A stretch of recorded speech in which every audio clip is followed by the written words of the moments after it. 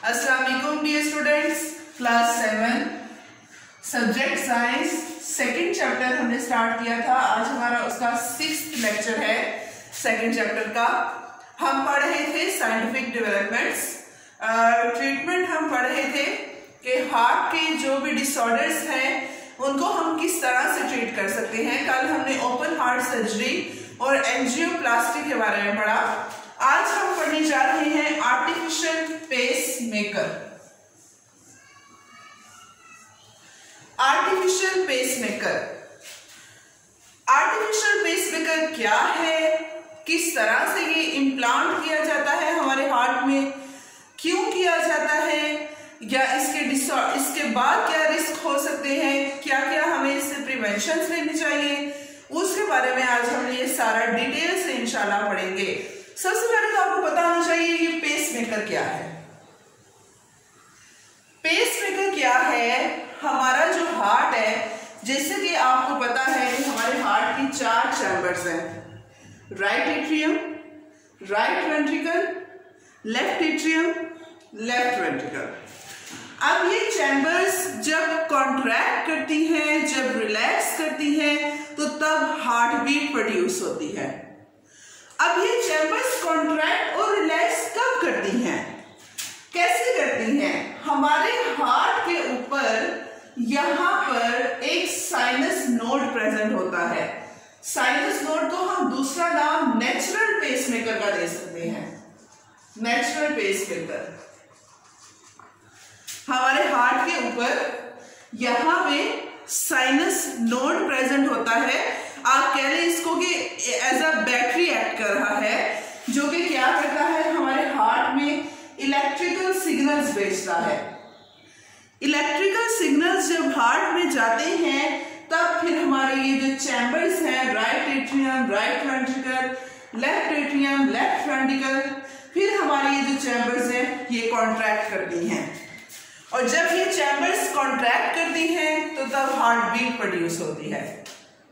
अब क्या होता है कि जो हार्ट के पेशेंट्स हैं जिनमें ये जो साइनस नोड है ये एजिंग के साथ साथ, जैसे कि हम एडल्ट हैं तो हमें पर मिनट 60 to 100 टाइम्स हमारा हार्ट बीट कर रहा है।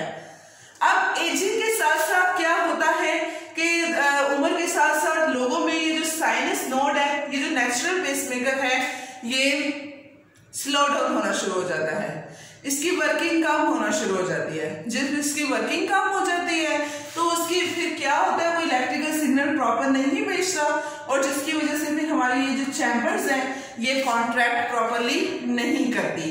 जब ये प्रॉपर टाइम में कॉन्ट्रैक्ट नहीं करती तो हार्ट बीट प्रोड्यूस नहीं होती, नॉर्मल हार्ट बीट प्रोड्यूस नहीं होती, स्लो डाउन हो जाती है हमारी हार्ट बीट, दिल की धड़कन आहिस्ता हो जाती है।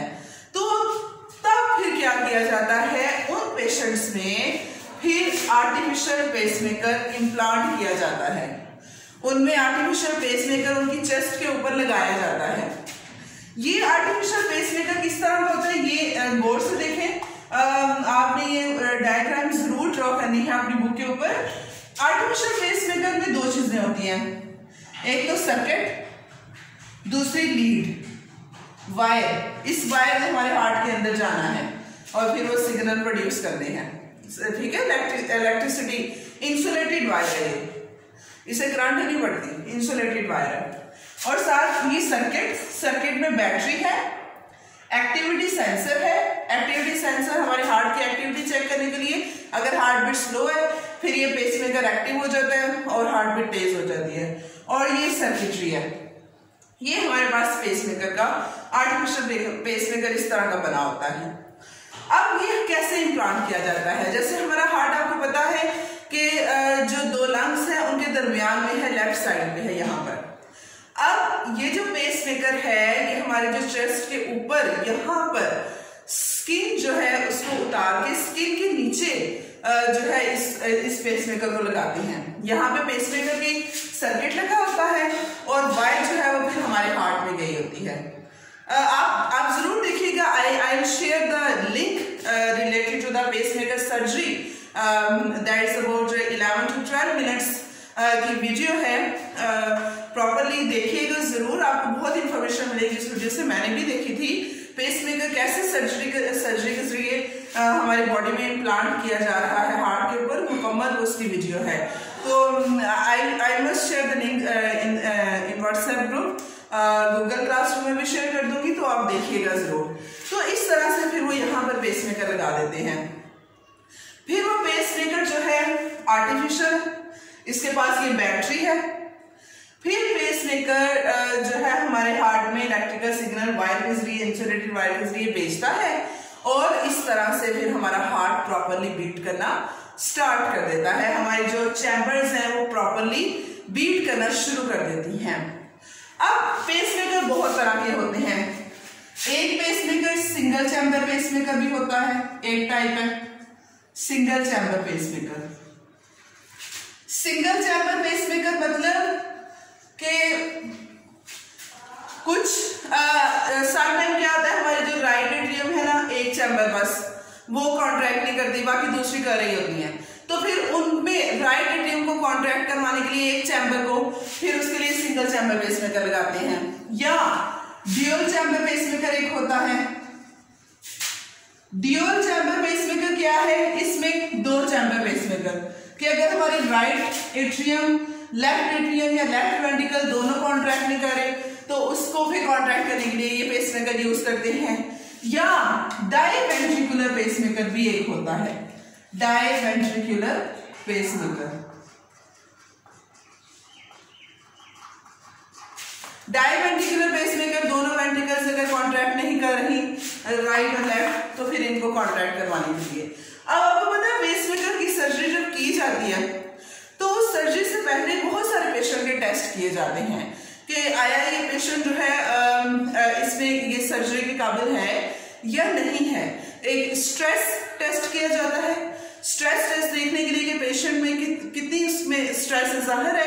आप एकदम से सुन रहे हैं कि your chamber is not contracting, your heart beat is not normal and you have to implant an artificial pacemaker in your body, तो फिर इंसान स्ट्रेस में चला जाता है। उसका स्ट्रेस टेस्ट करते हैं, फिर ईसीजी करते हैं, इलेक्ट्रोकार्डियोग्राम, इकोकार्डियोग्राम करते हैं हमारे हार्ट बीट की चेक करने के लिए। फिर एक हॉल्टर मॉनिटरिंग टेस्ट होता है, वो पेशेंट का किया जाता है देखने के लिए कि क्या इस दैट पेशेंट इज नॉर्मल और नॉट, क्या वो इस कंडीशन में है कि उसकी सर्जरी की जाए। तो ये बहुत सारा देखा जाता है। लेकिन अब जब पेसमेकर लगाते हैं तो आपको पता है कि पेसमेकर लगाने के बाद बहुत सारे रिस्क होते हैं। रिस्क ये होते हैं कि जाहिर है हमने यहाँ पे स्किन जो है इसको काट के इसके अंदर पेसमेकर इंडल्ज किया हुआ है, इम्प्लांट किया हुआ है, तो फिर वो जो स्किन है चाहे हम उसको बाद में स्टिचेस कर लेते हैं लेकिन उसके बावजूद वो स्किन में इंफेक्शन हो सकता है। एक बात ये। दूसरी बात ये कि जब हमारी पेसमेकर इम्प्लांट किया जाता है तो उससे पहले हमारी उस जगह को बेहोश किया जाता है, तो वो जो एनेस्थीसिया हम यूज करते हैं बेहोश करने के लिए, हो सकता है उस एनेस्थीसिया की वजह से भी इंफेक्शन हो सकता है। तीसरा रिस्क क्या है कि जिस जगह पे पेसमेकर लगाया है उस जगह से जो ब्लड वेसल्स हैं वो सारी सारी डिस्ट्रॉय हो जाती हैं। चौथा रिस्क ये है कि इससे हमारे जो लंग्स हैं, लंग्स हमारे कोलैप्स कर जाते हैं पेसमेकर की वजह से, क्योंकि इलेक्ट्रिकल सिग्नल्स आ रहे हैं, बैटरी है, आर्टिफिशियल है, तो उसकी वजह से। और प्रिकॉशंस फिर आपको बहुत देना पड़ती है। जब पेसमेकर वाला पेशेंट है जिसने आर्टिफिशियल पेसमेकर सर्जरी करवाई है उसको बहुत सारी प्रिकॉशंस लेना पड़ती हैं। उसको कहा जाता है कि वो अपना फोन आपने 15 सेंटीमीटर, अबाउट 15 सेंटीमीटर जिस साइड पे पेसमेकर रखा हुआ है लगा हुआ है उस साइड से 15 सेंटीमीटर दूर फोन रख के सुने। फॉर एग्जाम्पल अगर आपका यहाँ पर पेसमेकर इस साइड पे, चेस्ट की इस साइड पे लगा हुआ है तो आप रिकमेंड किया जाता है कि आप इस कान से फोन सुने, यहाँ से फोन ना सुने, उसके करीब ना लेके आए। दूसरा कि जब उस पेशेंट का मेडिकल ट्रीटमेंट करवानी है, फॉर एग्जाम्पल उस पेशेंट को किडनी स्टोन्स है तो उसने लिथोट्रिप्सी करवानी है या उसे सिटी स्कैन करवाना है, तो तब भी बड़ा ध्यान रखना पड़ता है कि वो जो पेसमेकर वाले पेशेंट्स हैं वो फिर ये मेडिकल ट्रीटमेंट्स नहीं करवा सकते, क्योंकि पेसमेकर है, मेटल है हमारी बॉडी में, मशीन है आर्टिफिशियल, तो वो फिर उन लिथोट्रिप्सी और वो उनके साथ इंटरेक्ट कर सकती है और बहुत सारे प्रॉब्लम्स क्रिएट कर सकती है। और तीसरी बात कि जब एयरपोर्ट से गुजरते हैं तो तब मेटल डिटेक्टर्स वहां पे होते हैं, तो जैसे बहुत सारे प्लेसेस में है, मॉल्स में है।